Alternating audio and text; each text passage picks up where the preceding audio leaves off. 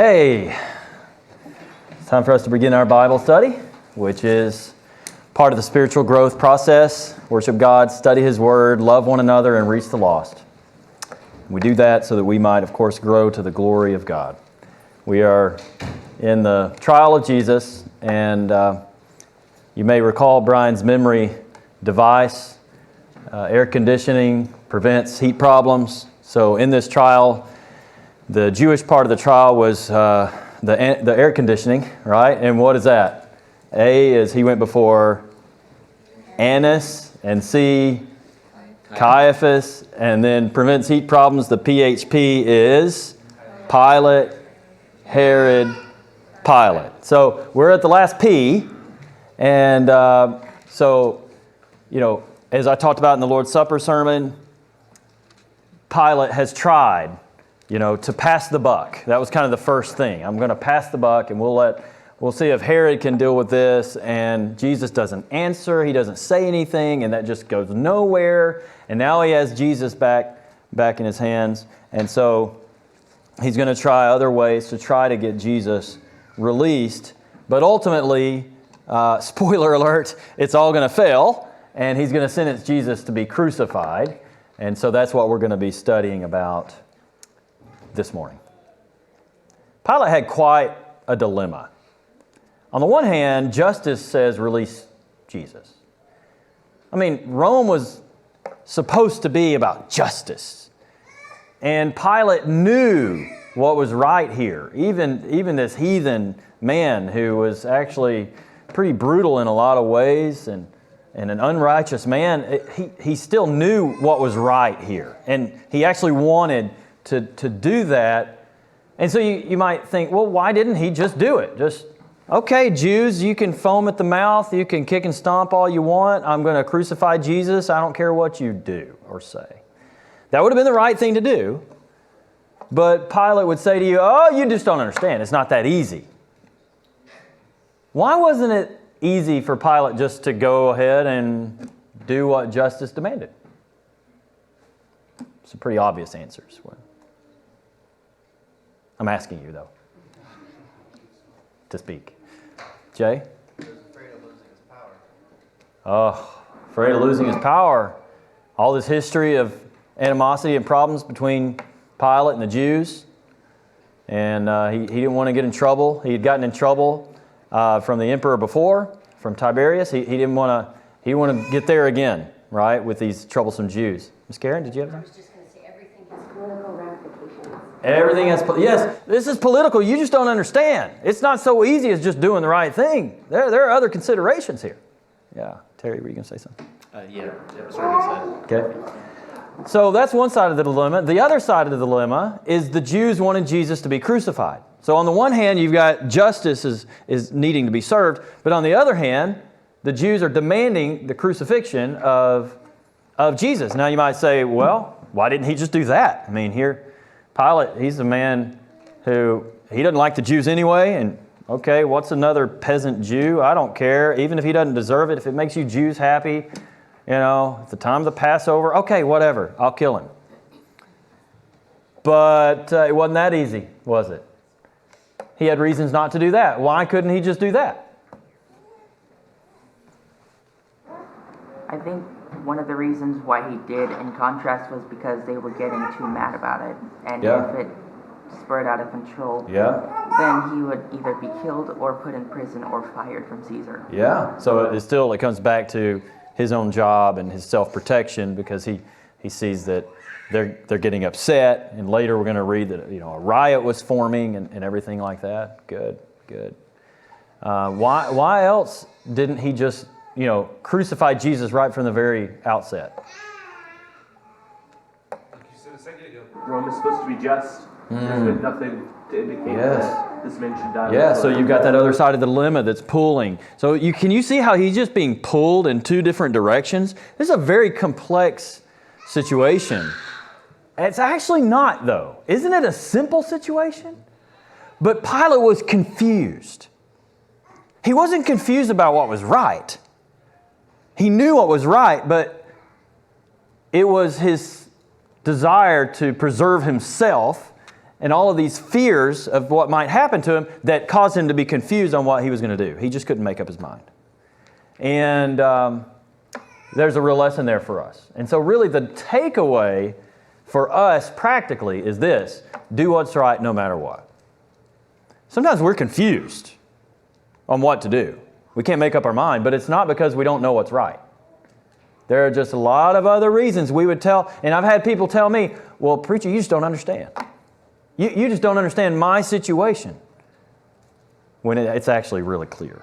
It's actually really, really simple. And I don't understand everybody's situation. And some situations are complex.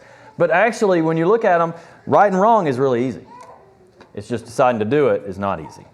So that's going to be the main takeaway for us. So let's start here in Luke 23 is where we're going to start as we look at Jesus before Pilate the second time. Luke 23, we'll start reading in verse 13. We're going to be all over the Gospels. Luke 23, beginning verse 13, Pilate summoned the chief priests and the rulers of the people and said to them, "You brought this man to me as one who incites the people to rebellion." There's that sedition charge I talked about earlier. "And behold, having examined him before you, I have found no guilt in this man regarding the charges which you make against him. No, nor has Herod, for he sent him back to us, and behold, nothing deserving death has been done by him. Therefore, I will punish him and release him." So, he maybe thinks he's got a pretty good chance here, pretty good case. Look, both me and Herod. And so what was he going to do? Commit a lesser sin. Jesus didn't deserve to be punished at all. Well, I won't kill him. Now, you don't understand. I'm not going to kill him. I'm just going to punish him. That's not as bad. And that's something that we do sometimes, is when we're confused and we have this moral dilemma, well, I'll just commit a lesser sin. And we convince ourselves that that's okay. I want to go to Matthew's account now, because Matthew provides some stuff that Luke doesn't. Let's turn to Matthew 27. Matthew 27, and start looking in verse 15. Now, I'm not going to read all of this here. We just talked about Barabbas, so I don't have to rehash all of that, but it's the Passover, and the people are expecting, as was customary, for one prisoner to be released. And he said, "Who do you want me to release for you, Jesus or Barabbas?" And verse 19 mentions a detail that we don't get in any of the other Gospels. It says, "While he was sitting on the judgment seat, his wife sent him a message saying, 'Have nothing to do with that righteous man. For last night I suffered greatly in a dream because of him.'" Now we don't know exactly what this dream was, but somehow in a dream, and I assume God sent this dream, she realized that Jesus is innocent. Jesus, at least she knows he is righteous. She may not know he's the Son of God, but she knows he's righteous, and she suffered because of that. I don't know. Have you ever had a dream that just kind of was like kind of wacky and a little creepy, and it just stirred you up the next day? Sometimes my wife has a dream, and then she's like mad at me the next day. I'm like, I didn't do anything. It was a dream. Dreams can stir you up. So it troubled her somehow. But imagine being Pilate. You're already, intrigued by this man and his character. Earlier we learned that Pilate was just amazed when Jesus would answer nothing to all these charges. And he'd never seen, who does that? Who stands there and lets people falsely charge him and just says absolutely nothing? He was amazed at the character of this man. He can see that this man is absolutely innocent of the charges. That was a very rare thing, right? For somebody to be brought to him and actually be innocent. And now he learns from his wife that she had a dream and that this man is innocent. Ooh. For me, that would just send chills all over my body. That would be kind of creepy. So his wheels are starting to turn. What is it about this man? Is there something more to this man than just a man? And so again, he asks, "Who do you want me to release, Jesus or Barabbas?" And of course, the Jewish leaders have stirred up the crowds. I don't know what they did to persuade the crowds to say Barabbas. You would have had to do a lot. There may have been some threats involved. There may have been some bribes involved. Whatever it was, they stirred up the crowds to say Barabbas. And then, of course, they demand in verse 28 for Jesus to be crucified. And this is the first time in this whole trial that they actually say, crucify him. I don't know if that maybe took Pilate, kind of took him off guard. Like, maybe he wasn't expecting that. There are many forms of punishment. But they went for the jugular. I mean, they went for the absolute worst punishment that could be dealt out, crucifixion. And it leads me to this question: why do you think the Jews demanded that Jesus die by crucifixion and not by beheading or strangling or being cast from a great height or being buried alive or being drowned or being killed by a beast or any of the other forms of Roman capital punishment? But why do you think they said crucify him?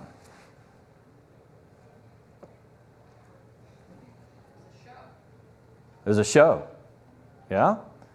And to make a point. Is that kind of what you're saying? Yeah. Socially humiliating. Ma'am? Socially humiliating. Oh, they didn't just want to kill him. They wanted to humiliate him. In fact, I'm convinced of this. I'm convinced that if they really had just wanted him dead, that once they had him in their possession, they could have just stoned him to death. Now, I know that legally they weren't supposed to get away with that, but in Acts chapter 7, that didn't stop them from stoning Stephen. And who knows, maybe Rome would have winked, turned a blind eye to that. They wanted him crucified. They wanted him humiliated. Any other thoughts on why they may have wanted him crucified? I think it was an ultimate act of rejection of God. Yeah. Go a little further with that. What the text further on, it said that His blood will be upon us and upon our children. And I don't think they were in a state of fervor at that point. I don't think they really realized what it is they were saying. Mm-hmm. But at this point, they are ultimately rejecting God by rejecting His Son. Mm-hmm. And not only are they killing Him, they're making it plain and evident that we're rejecting God completely. Mm. We're giving God's Son the ultimate rejection that we can. There was nothing else that they could do that would be worse. That's a great point. I hadn't thought of it in that way. Jennifer? None of those others would last for hours. Yeah. This one was the most painful. There was no worse form of suffering, of torture, and of death than crucifixion. I mean, they've actually done experiments where they take people and just tie them and just let them hang. And the searing pain that they feel is just unbelievable. And Brian can talk some more about that, the suffocation and the constant moving just to have to breathe. That kind of thing would have been just absolutely unbearable. So yeah, they wanted to cause the absolute most amount of pain that they could too. So yeah. Dave, and then we'll move on. There was a stigma associated with crucifixion. Yes. It was his character and his memory. Yes. And what everybody believed about him. Yes. That had to be destroyed along with him. That's right. They wanted to make sure that the legacy of Jesus was he's an absolute scoundrel enough that he was crucified by Rome. Yeah. So a lot of reasons. And so let's move on now to the scourging of Jesus and the mocking of Jesus by the Roman soldiers. In John 19, verse 1, Pilate then took Jesus and scourged him. It just says it very plainly. John's account is the one that tells us that he was scourged, and then there was a little time before he was actually sentenced. And scourging is something people in that first century world, they understood. You know, they had seen and witnessed probably people be scourged before, but we have not witnessed that. This is a picture of a scourge. It has a wooden handle and leather tongs and pieces of bone that are in that whip, as well as small metal balls. And so this was intended to flay the flesh, as well as to deeply bruise and wound the body. It was a brutal beating, and I don't like to be morbid. The text just states it just really plainly, so I won't go into great detail, but we do need to know it was a brutal beating.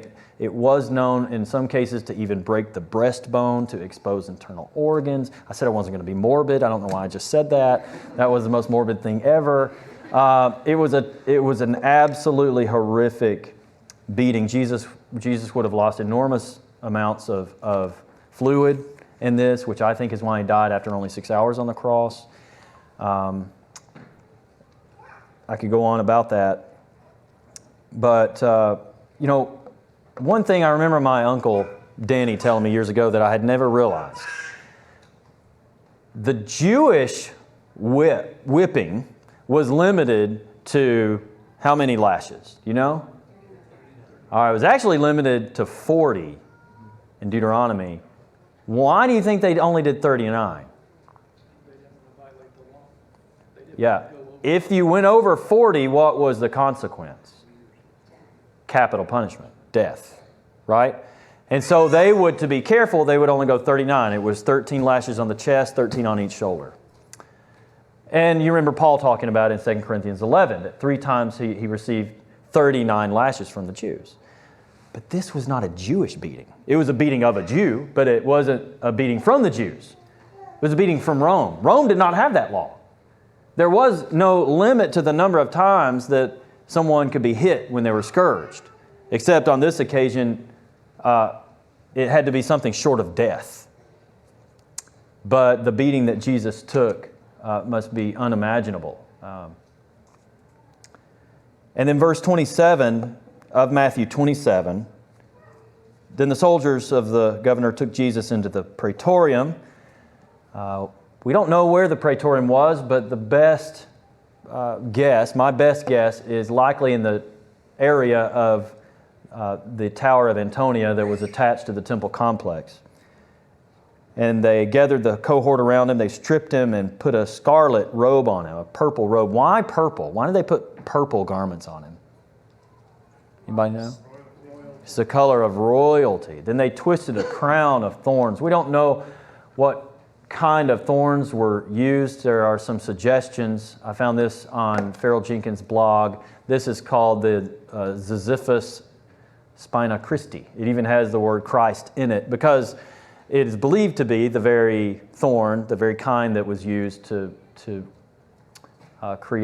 make this crown of thorns. We don't know if that was the one. There are in that part of the world larger thorns, of course. It could have been one like what I'm showing on the screen right here. And this here is a picture. Boy, I love this thing. Man, this is great. This is a picture of a crown of thorns made from the bushes of a tree there on the grounds of a Catholic church that's on the Mount of Olives. So these kinds of thorns do grow in that area. So this is the type of crown of thorns I've always pictured. And I can't prove which kind of thorns it was, but I've always pictured larger thorns. But either way, just imagine that being placed on your head, and I can't imagine they would just delicately set it on his scalp either. And they put a reed in his hand. Why a reed? What was the reed for? That was his scepter. That was his scepter. And they just had some fun with this. I can imagine a lot of laughing going on, and they bow the knee. Hail, King of the Jews. They spit on him like the Jews had done when Jesus was before Caiaphas. And keep in mind, he had already been beat up overnight. The Jews hit him with their fists and slapped him and spat on him. So he had already been beaten up even before any of this started. But they take, the Roman soldiers here take the reed, they take his scepter, the scepter of the king, and they beat him over the head with his own scepter.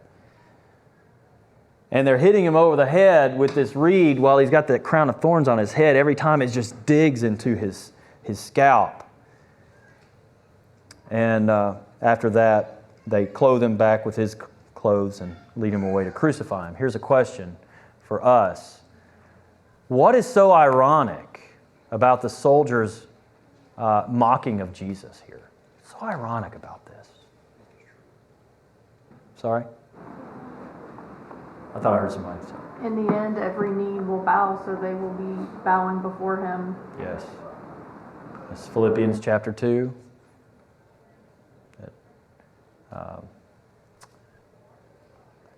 as a result of what Jesus did on the cross, who will also be highly exalted, and every knee will bow before him. Good. Joe? Sort of an expansion, either you will bow here, or you will bow before him at judgment. Yes. And that's, to me, the ironic thing, is they're thinking that we're going to punish this guy. Right. And they're going to have a time. We can come, like it's all, like you mentioned, we're all Barabbas and they were Barabbas. Yes. Yes. You know, it's one thing to not believe in Jesus. It's another thing to have an attitude of ridicule. I can remember years ago when I was having some debates with some atheists, of which one of my family members was part of that group that I was arguing against. And somebody in his group put a picture up of Jesus riding on a dinosaur. And they were all just laughing about that. And I said, you know, that's incredibly offensive.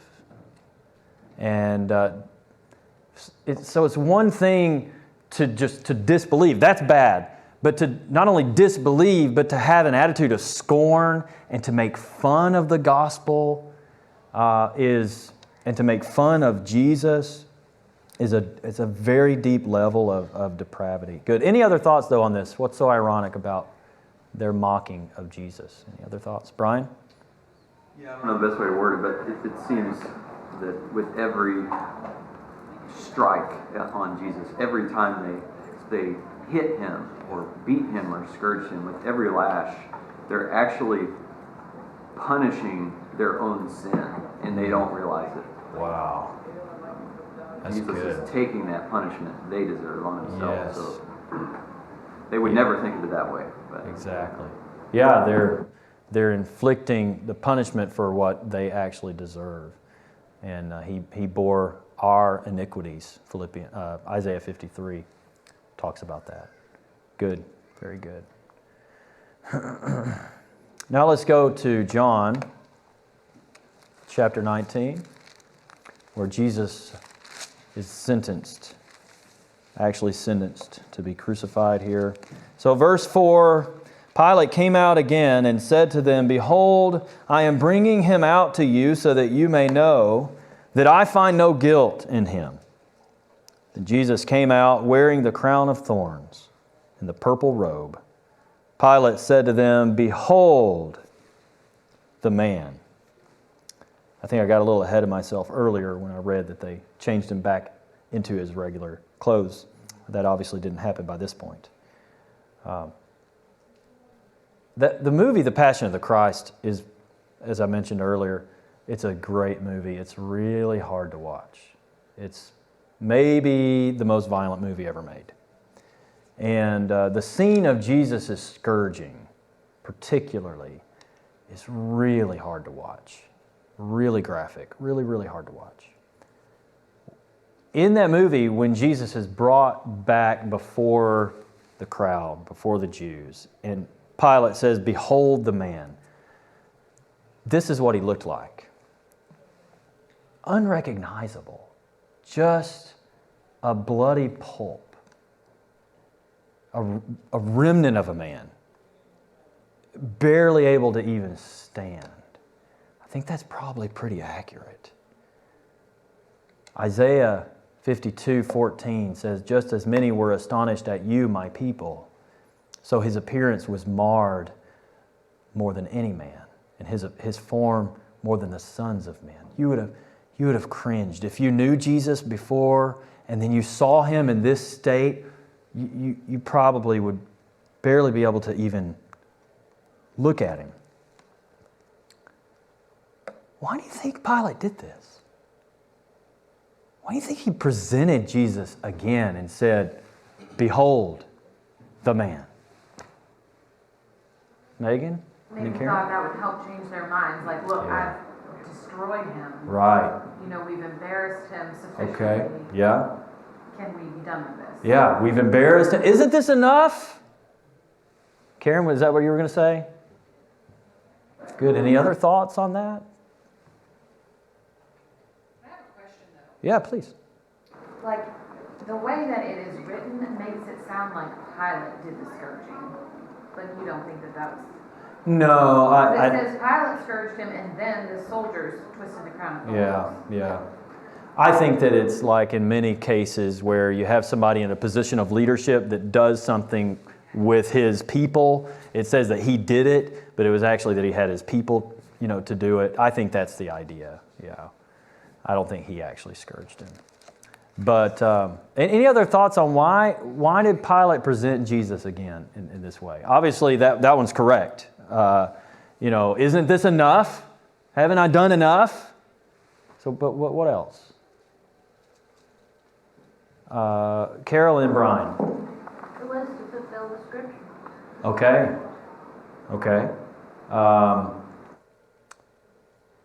And I'm struggling in my head to remember a scripture particularly about the scourging, but I guess in Isaiah 53 we do have by his stripes that we will be healed. Yeah. Okay. Brian, what were you going to say? So I'm not sure if I believe this 100%, but it is interesting. He says, "Behold the man." So it may be a way of him showing, like, look, you think this guy's blaspheming, that he's some divine, son of God, but he's just a man. Look how much he bleeds, and that could be possibly what he's doing. Right, I'm just not right. sure. Behold the man. Yeah, that's a good point. He didn't say behold the Son of God or behold the King of the Jews. In this case, he said behold the man. Perhaps something else that was going on here is maybe he was saying, this is what you're afraid of? You bring this man to me for sedition. Look at him. He's barely alive anymore. There's nothing to be afraid of. So, but their bloodlust had no bounds whatsoever. And I want to make sure I'm getting the text because I've had a couple come through. Look at them here real quick. Yeah, Randy McCullum, the shame would end his following. Okay, that's about the cross earlier. Yeah, let me see.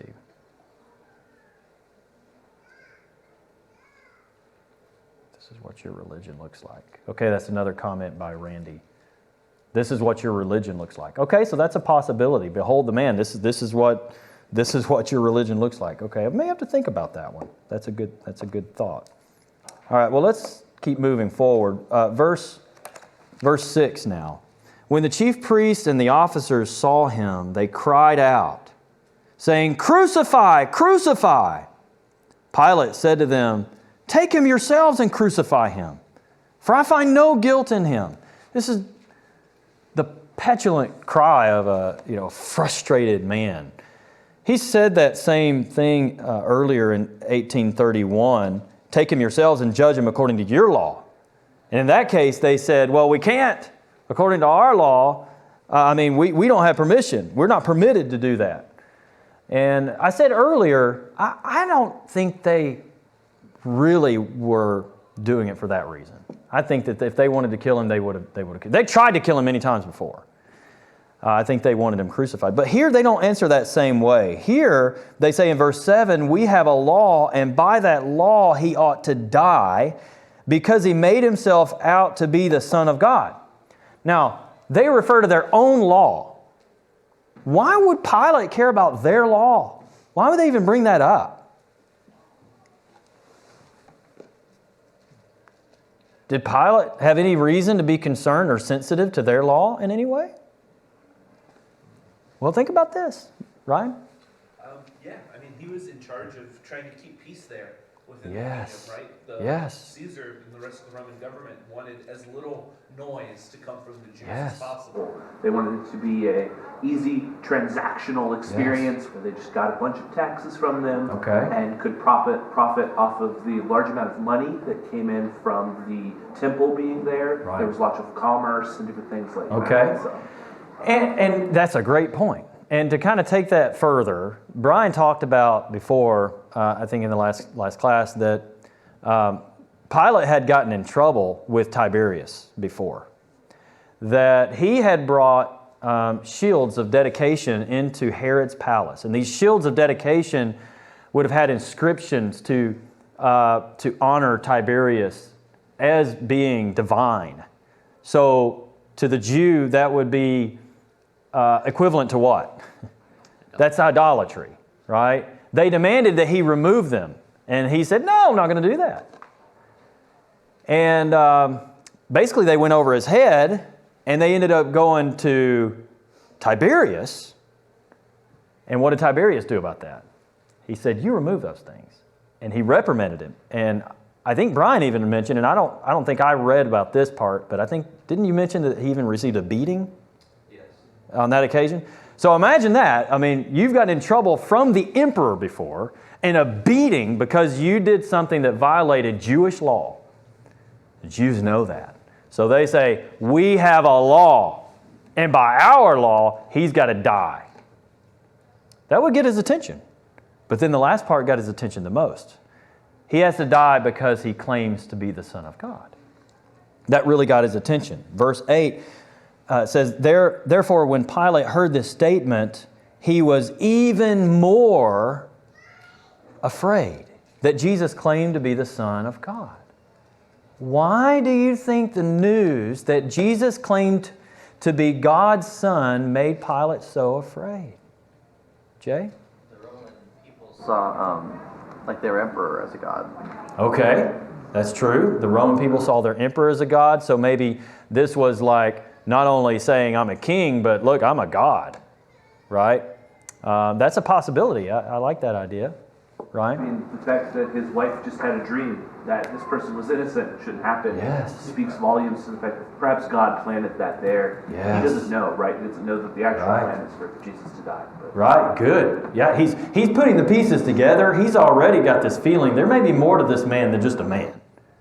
And he didn't know that he claimed to be the Son of God, apparently, until this moment.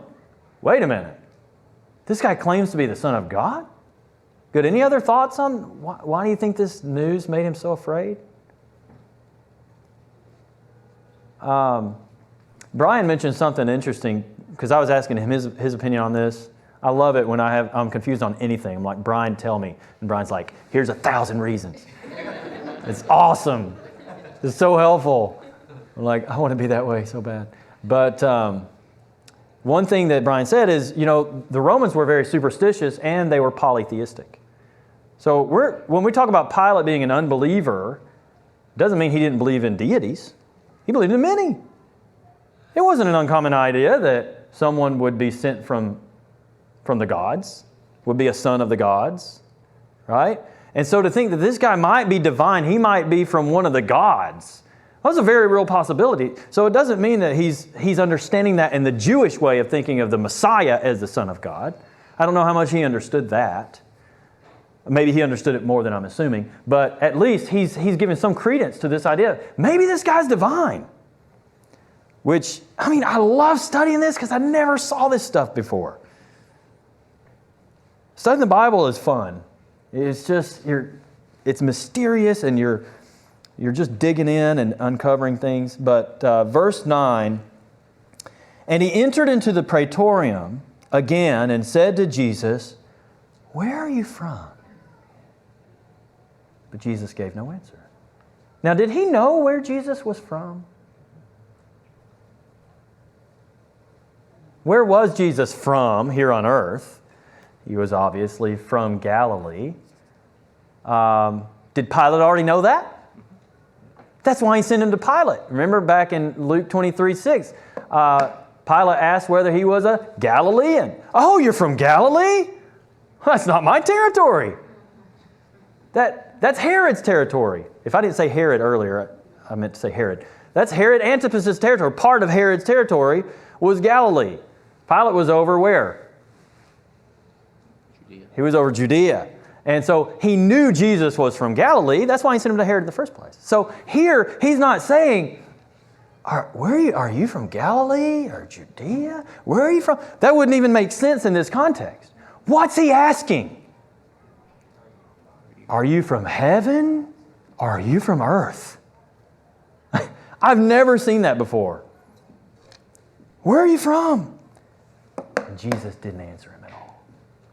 Perhaps because Jesus knows, Pilate's not asking out of a motive of wanting to believe in Jesus as the Son of God.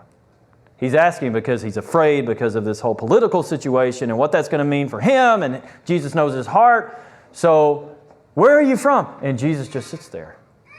Pilate's so frustrated. And he wants to release Jesus, so he says, "You do not speak to me?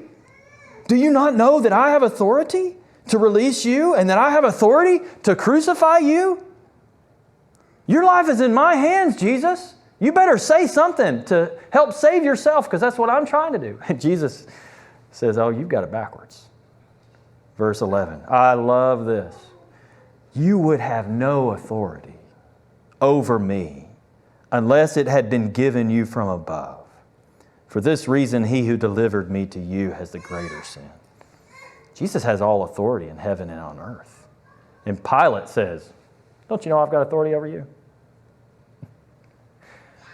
I mean, it makes me think of the fact Jesus wasn't really the one on trial. Who was on trial? Pilate was on trial before Jesus. Pilate was on trial before God. You know, when we start putting Jesus on trial, "Oh, I want to really see if this is true. I'm not sure this stuff is true. I'm going to put Jesus on trial. I'm going to put His Word on trial. I'm going to put God on trial."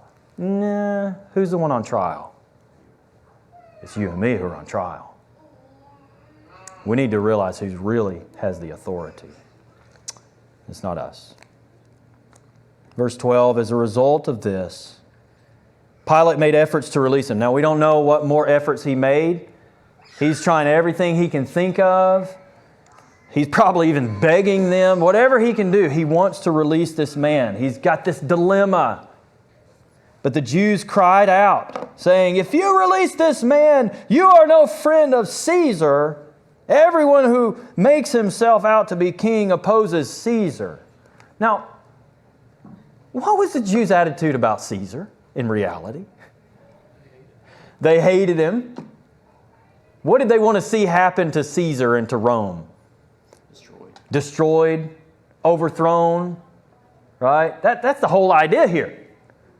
But they're going to use whatever they have to. They're such hypocrites. And we can be that way. Verse 13, Pilate heard this. He sat down in the judgment seat.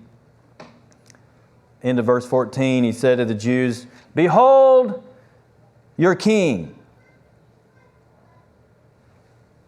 And they cried out, verse 15, "Away with him, away with him, crucify him." Pilate said to them, "Shall I crucify your king?" If he can do nothing else, he's going to try to twist the knife a little bit. The chief priests answered, "We have no king but Caesar." There they go again. I want to move kind of to the next little part, but does anybody have any thoughts or comments before we move a little bit further? Brian and then Terry? I just want to say, I knew there was a reason I was hesitant to adopt the view on behold the man, saying, well, this isn't really God, this is just a man. I knew there was a reason I was struggling with that. I just couldn't remember why, and it's because of verse 8. He didn't know at that point that Jesus had claimed to be divine. Right. The Son of God. So that could not have been what he was saying. Okay, so it couldn't have been, and I should have caught that. It couldn't have been that he knew that, Jesus claimed to be more than a man, and so he was making a point to say, behold, the man. Right, but there is something cool about that, and that is that it does show that the progression of Pilate's knowledge about what Jesus was claiming, and that at that point, he didn't know that, but then he finds that out. So that's good. And did you have something? At the end of verse 15, you can almost see Samuel there. We have no king but Caesar. Remember, that's who they went to. They wanted a fleshly king instead of God. They rejected God. Yeah. And here they're rejecting him yet again. Yeah, so good. When the people in the time of the judges, Samuel was the last judge, and they came to him and they said, "We don't want judges. We want a king over us." And so maybe some similarity here in the attitude of these Jews, at least in their words. We have a king, and it's Caesar. All right, very good. Now, in Matthew's account here, Matthew 27, 24, and 25, when Pilate saw that he was accomplishing nothing, but rather that a riot was starting, he took water and washed his hands in front of the crowd, saying, "I am innocent of this man's blood. See to that yourselves." Was he really innocent? I mean, he wasn't innocent at all. He wanted to think he was innocent, and we do that. You know, we symbolically wash our hands. I'm innocent of this sin when we've been playing this whole game and we've had this dilemma and we've compromised and we've passed the buck and we've committed a lesser sin and we've done all the things that Pilate did here instead of just making the right decision, but somehow we've convinced ourselves, yeah, I'm free. I'm free. And here's another thing. You know, I used to think, you know, Pilate was actually kind of a good guy. Like, he wanted to do the right thing. He was a monster. In some ways, he was worse than the Jews because he did this knowing that Jesus was innocent. I think the Jews had convinced themselves Jesus was actually really guilty of death, at least because of what they understood as being blasphemy. I think they had convinced themselves of that. Joe is going, not so sure. So maybe you just have to chew on that and see for yourself. But I think that he's just an absolute monster. The fact that he knew Jesus was so innocent and he still went through with it. And all the people said, his blood shall be on us and on our children. Why do you think they felt so free to just throw that out there so nonchalantly? No consequences. Because they didn't know who Jesus was. That's right. And they thought when he's dead, this is going to go by. Yeah. Just like in Acts 5 when Gamaliel talked about the same thing. They remember these people that came and went. That's what they're thinking. Okay. Yeah, so it shows they didn't think there would be any consequences because they didn't really believe Jesus who was who he said he was. So yeah, bring the consequences on. Bring it on. They had no idea what they were saying. And what would be the consequences to the Jews in particular that would come? Destruction of Jerusalem. Destruction, 40 years later, Jerusalem would be destroyed, the temple would be destroyed. And then, of course, the Jews were rejected as being God's special chosen people. They can still be saved. But God's special chosen people today is the Israel of the church. The end of Galatians 6 talks about. The Israel of God, which is talking about the church. All right, a few more verses here as we wrap up in Mark 15. Mark 15. I told you we'd be all over the Gospels today. I think we've hit every one of them. Mark 15 and verses 20 through 23.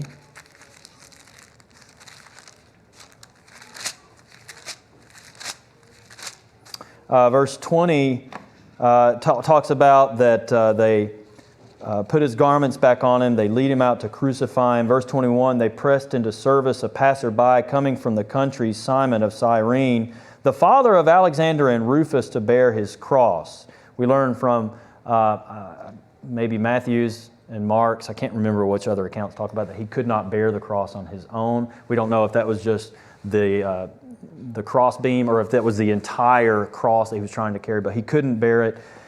The fact that Mark knows this guy's name, Simon of Cyrene, and kind of who his family is, indicates he was probably likely a Christian by the time that Mark wrote this, and Mark had a personal knowledge of who he was.